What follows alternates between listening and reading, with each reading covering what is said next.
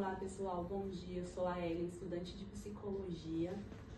Eu sou Diego, estudante de Psicologia. Estamos aqui com Jonathan Miller, professor e diretor pedagógico. E ele vai falar um pouquinho pra gente sobre inclusão nas escolas. Olá, bom dia, estudante de Psicologia. Eu sou o professor Jonathan Miller, coordenador pedagógico, e estou aqui para poder responder algumas questões que o grupo de vocês trouxe para o trabalho. Perfeito, então. Jonathan, explica pra gente como a escola se organiza para acolher crianças com deficiência nesse primeiro contato com a família na escola. É um grande desafio a gente pensar nessa questão da inclusão, sobretudo com famílias que vão chegando pela primeira vez, né? Na escola nós temos uma premissa de acolher essa família, de poder conversar um pouco a respeito antes do início dessa criança, né, no cotidiano escolar. E a ideia é que a gente possa saber colher o máximo de informações possíveis e, com o passar do tempo, a gente vai organizando essa estada da criança, né? Porque também é um processo tanto de adaptação dessa criança nesse espaço novo, com pessoas novas, com um grupo maior de pessoas. Então, esse diálogo é constante com a família para que todo mundo se sinta, né, confortável e seguro. Vou para a próxima pergunta. E, Jonathan, fala um pouquinho pra gente quais são os desafios, os principais desafios enfrentados no processo de inclusão dessa criança no processo escolar. Eu acho que o processo, um dos principais desafios o primeiro processo é essa adaptação dessa criança, desse aluno, nesse ambiente físico diferente, com um grupo de pessoas diferentes, das quais eles não têm referência ainda. Então, o primeiro processo que a gente sempre aborda é a construção de vínculo. O vínculo é fundamental, é o primeiro passo para a organização dessa estada. E essa criança se sentindo segura e confortável, né, com uma pessoa alheia àquela que ela tem no núcleo familiar, outros profissionais que a atendem, começa a ter mais possibilidade de se envolver nessa rotina, nessa dinâmica. Nós enfrentamos o desafio também na formação dos professores, né? Durante a licenciatura, esses professores recebem poucas informações sobre inclusão e nosso desafio é fazer com que essas divergências todas, né, que são compostas no ambiente escolar, e isso independe de qualquer deficiência, neurodivergência, isso vem se acumulando e a gente fazer com que essas crianças possam também se envolver e se interessar por aquilo que está sendo ofertado enquanto aprendizado, enquanto conhecimento. Eu sou o Gabriel, estudante de Psicologia. Professor Jonathan, eu gostaria de fazer uma pergunta também. Existem adaptações curriculares ou metodológicas específicas para atender as crianças? Sim, nós construímos um PEI, que é um plano de educação individualizado, e nesse plano, né, em conversa, a professora passa um período com essa criança, faz as observações, a gente pega os laudos advindos dos profissionais, né, competentes da área, e construímos um plano individualizado que vai dar condições da gente elaborar um processo educativo específico para aquela criança, para aquele aluno. Olá, boa tarde, tudo bem? Meu nome é Beatriz, sou estudante de Psicologia na Unicid e eu vou apresentar aqui na sala de recursos a minha mãe, que é a professora Adriana Fernandes. Vamos lá, mãe. Olá, meu nome é Adriana Fernandes, eu sou professora do AEE já há mais de 10 anos e estou aqui para responder o que vocês me perguntarem, você me perguntar. Quais são os principais desafios que você como professora enfrenta? A falta de recurso, tempo também que é limitado, as necessidades de às vezes adaptar, né, atividades para os alunos que mais precisam, acho que é isso. E quais são os avanços que você percebeu antes de começar, né, como a EE e hoje, na sala de recurso?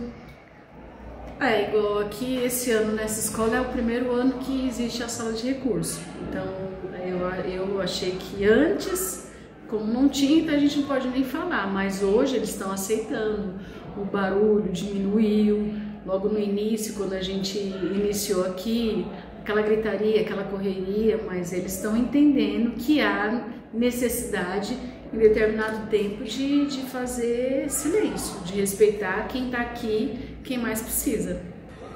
Oi, eu sou o Gabriel, estudante de psicologia. Boa noite, eu sou o Diego, estudante de psicologia.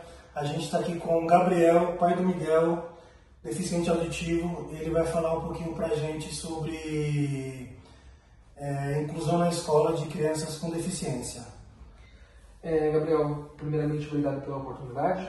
Eu queria te perguntar como era antes na escola do Miguel, que a princípio nós temos a informação que você trocou ele de escola, mas na primeira escola, como que era? Conta para nós esse relato, por favor. As crianças elas são obrigadas a frequentar a escola a partir dos 4 anos de idade, e nós não tínhamos conhecimento que existiam escolas adequadas para criança surda, né? Que é a condição do meu filho de surdez profunda. Então, ele foi para uma escola regular, um prézinho, primeiro estágio regular, de crianças que tem todas as suas faculdades ali, né? Audição, visão e tudo mais. E ele não conseguiu se adequar por conta de, primeiro, as crianças não terem um preparo em suas próprias casas para lidar com uma criança que é diferente delas. E segundo, os profissionais que atuam nessa escola por não serem preparados com base na língua de sinais brasileira, né, que é a Libras, né? Então, meu filho acabava não sendo assistido ali nas necessidades dele, quando está com fome, quando está irritado, quando quer ir no banheiro. Os profissionais não sabiam se comunicar com ele, isso gerava muito estresse nele. E nessa época, vocês tinham alguma rede de apoio? Rede de apoio é só família, sim, mas nós não estávamos dentro ali da comunidade de surdos e nem nada desse sentido, nesse período da idade de 4 anos dele. Ele ficou na escola regular até que idade? Ele entrou com que idade? E quando você conseguiu transferir ele? Então, nessa época, nós descobrimos que ele era surdo com 3 anos, então mandamos ele para essa escola e nós conhecemos uma escola que ficava na região da Vila Curuçá. Só que existia uma burocracia muito grande para colocar nessa escola específica para ele. Então nós precisávamos da ajuda de uma escola regular, de uma escola comum, né? Para ele poder entrar nessa escola como um tipo de indicação, e aí precisava ter algum tipo de aprovação da prefeitura para ele poder entrar. Porém, nós fomos, né, agraciados com uma diretora nessa escola que já trabalhou numa escola muito mais fácil de ter a matrícula, numa escola bilíngue, no caso é na Moca. A escola dele chama Neuza Baceto, que é a escola, inclusive, que ele estuda lá até hoje. Então, nas primeiras, ele só ficou 1 mês nessa escola regular. E aí ele acabamos sendo orientados de como conseguir essa vaga, e fomos até Neuza Baceto, só precisamos apresentar a geometria dele lá na escola e ele conseguiu a vaga. E ele está até hoje nessa escola, hoje ele está na 3ª série. Gabriel, na sua concepção, quais mudanças você acredita que poderia facilitar não só a vida do Miguel, mas de outras crianças que são portadoras dessa mesma deficiência, ou de outras da rede pública? O que você acredita que poderia mudar? Acho que preparo dos profissionais, primeiramente, para lidar com isso, porque as professoras que o Miguel teve contato nessa escola, o Miguel também teve uma época com 2 anos que ele estudou numa escola particular. E é o mesmo problema da escola pública. As professoras, elas não têm conhecimento na Libras, né? E o principal meio de você manter uma comunicação que seja básica com uma criança surda é a Libras, porque é a primeira língua deles, né? Como eles percebem que eles não possuem a audição para perceber as coisas à sua volta, a sua realidade, assim por diante, eles são crianças visuais. Então, se a escola ela não ter o mínimo desse preparo para crianças surdas, as crianças surdas não vão conseguir se adequar, não vai ter inclusão para elas, né? Exatamente. Então, isso é complicado.